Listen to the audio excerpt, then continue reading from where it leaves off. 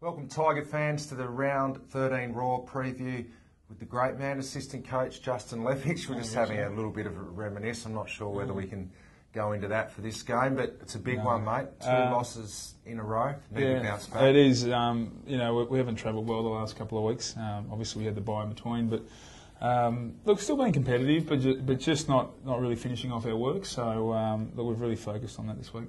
There were plenty of positives out of the Sydney game. In reflection, what have you taken out of it? Well, a very long bus trip, first of all, which was quite entertaining, as everyone knows. But look, I would have thought basic errors cost us a lot. We went back through a lot of their scores against, and some that just in not being able to take the ball out of bounds or through the points. Or through the points, little things like that that cost us. But general endeavour was okay, but just little errors cost us.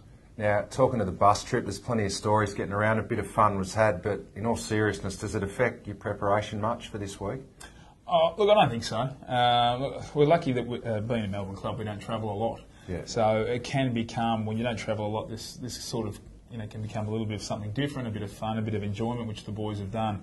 I think when you travel week by week and over a long period of time, I think you need to be obviously extra diligent and it'd affect you more. But I think just because we don't do it a lot, it's not as big a deal. Yeah. Now, travelling again this week up to Brisbane, you know them pretty well. What's the key to beating them? Jay Brown, probably. It's probably been that way for a while. He hasn't played against us the last two times, so it's going to be an interesting challenge for us and how we handle that.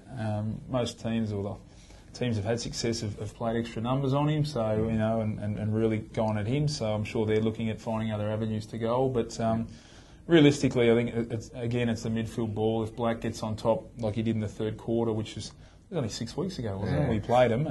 If we can sort of curtail that influence, then John Brown doesn't sort of become an issue at all. So. Yeah. Now, a good milestone for the club this week.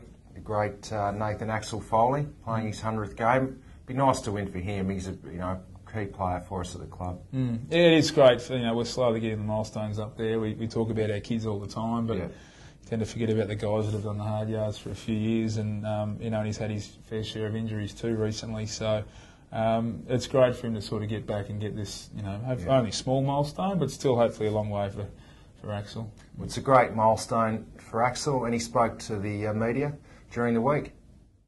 I sort of feel like I've always been quite diligent over the journey in doing all the right training and all the right things. So I suppose just make the most of when you're out there and playing, and just enjoying the journey.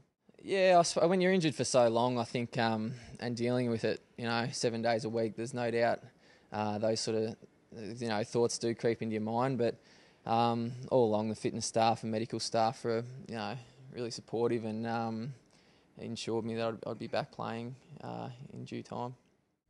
Well, Leppard, there's 3 changes to the team this week, and Lukey McGuan late withdrawal last week. Pretty important to have him back into the team. Yeah, when Dave went down, it really hurt us, and had to put Brad Miller back, and did okay for a guy that's never really played that position all that much. But to have Luke straight back makes things a little bit better for us.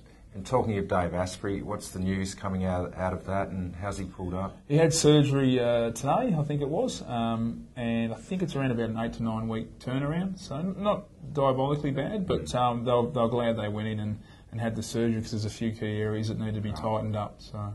Now, another challenge for us with big talls. Last week we had young Reid, took some marks for them.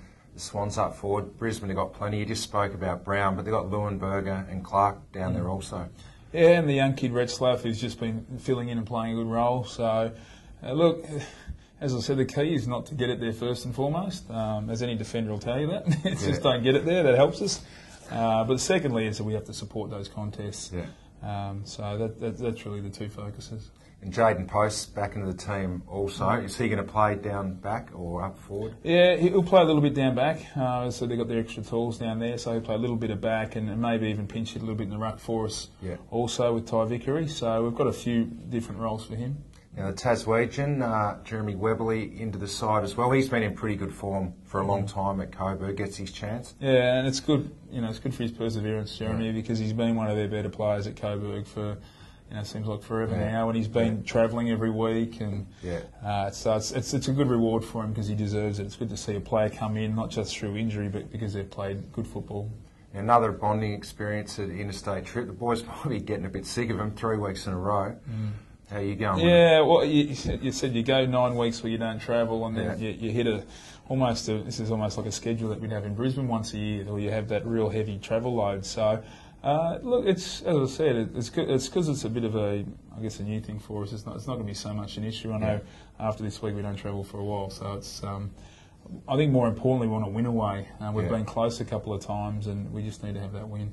Well, we certainly hope that happens this week. And just before we wrap up, we've got 2 key features every week on the Raw Vision preview. One is that the assistant coach that comes in bags Wayne Campbell.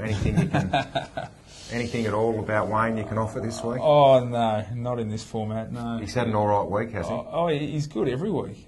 Particularly when he does opposition, we don't see him. It's great. So Exactly. It's a terrific week. So Wayne's been great this year. I can't bag him on Tiger Vision. He's a long-standing Tiger legend. How can I sit here? All right, well, that's good, Leppy. You didn't I suppose I can pot you. You can pot me. Well, the other one, just to update, is Chris Newman got the Jeep Grand Cherokee yet, or is he still in the Wrangler? I think he's still in the Wrangler. I think that's because he refuses to pay for anything. So they're giving him whatever's left. We all have to pay for the Jeeps, whereas he's trying to... Well, he wants the Grand Cherokee for free. Doesn't look like it's arrived. Good luck in Brisbane, Leppitsch, and thanks for joining us. Thanks, Richard. Cheers, mate.